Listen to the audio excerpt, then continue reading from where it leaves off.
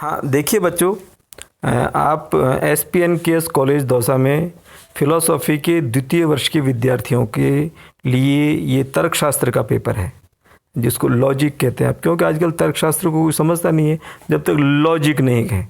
Logic है तो logic में आखिर होता क्या, यानी हम विचार किस चीज़ पर करते हैं। तो लॉजिक यानी अनुमान, इन्फेरेंस कैसे किया जाएगा, अर्थात कुछ बातें अगर यानी हमको ज्ञात है तो उन ज्ञात बातों से अन्य कौन कौन से निष्कर्ष तार्किक रूप से निष्पन्न होते हैं, यानी उनकी निष्पत्तियाँ क्या क्या हैं। अर्थात अगर पूर्व में या किसी विरोधी पार्टी के द्वारा कोई बात कही गई है, या कहने का अर्थ है उस बात को स्वीकार करना, तो उन बातों के अंतर्निहित जो अन्य तथ्य हैं उनको भी उसे स्वीकार करना ही पड़ेगा। यह एक अनिवार्य सत्य है।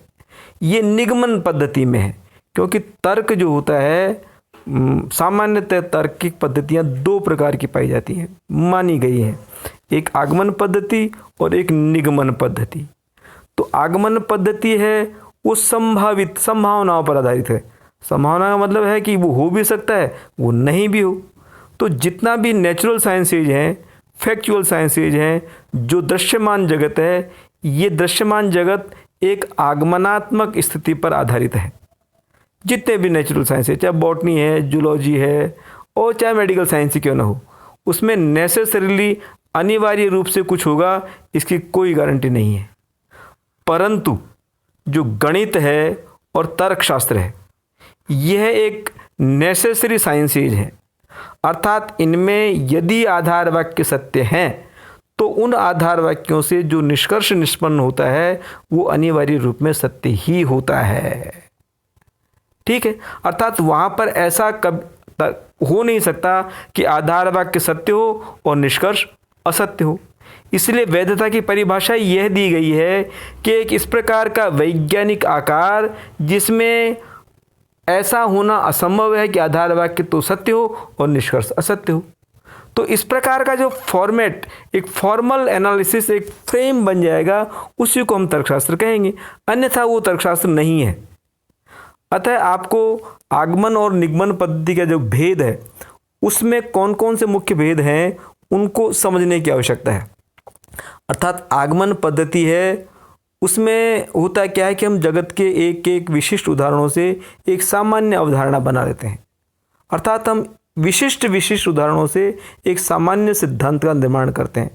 वो इसका उदाहरण दिया जाता है, जैसे कि हमने एक कौवा देखा, वो यहाँ हमारी काला है, दौसा के अंदर काला है, महुआ में देखा वहाँ भी काला मिला, लाल सूट में देखा वहाँ भी काला मिला, बांदीकुई में देखा काला मिला, और आसपास नांगल में जाके देखा, बसवा में देखा, और कन्यत्र कहीं हमने बस्सी में जाके देखा तो भी काला ही मिला, और हमने सिद्धांत बनाया, देखिए भाई कौवे तो होते ही काले हैं।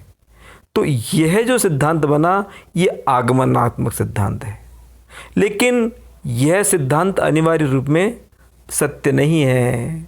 अर्थात आगमन सिद्धांत की दो विशेषताएं हुई, एक तो यह है कि वो विशिष्ट उदाहरणों से सामान्य सिद्धांत की ओर गमन करता है, और दूसरा वो संभावित होता है।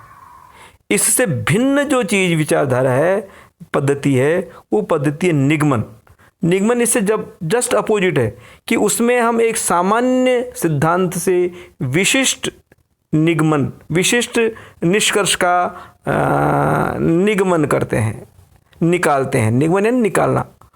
और जैसे हमने कहा कि सभी मनुष्य मरणशील है, एक सामान्य सिद्धांत है, ये बनाया हुआ है। तो राम भी मरणशील है, श्याम भी मरणशील है, मोहन भी है, सोहन भी है, अन्य कोई भी, सुकरात भी है, प्लेटो भी है, जो भी हम कहेंगे वो मनुष्य मरणशील ही होगा। अर्थात जिसका जन्म हुआ है उसकी मृत्यु अवश्यंभावी है। यह एक निगमन हो गया। तो निगमन में क्या हुआ कि सामान्य सिद्धांत से विशिष्ट का निगमन, और इस प्रकार का जो निगमन है ये संभावित नहीं, अनिवार्य होता है।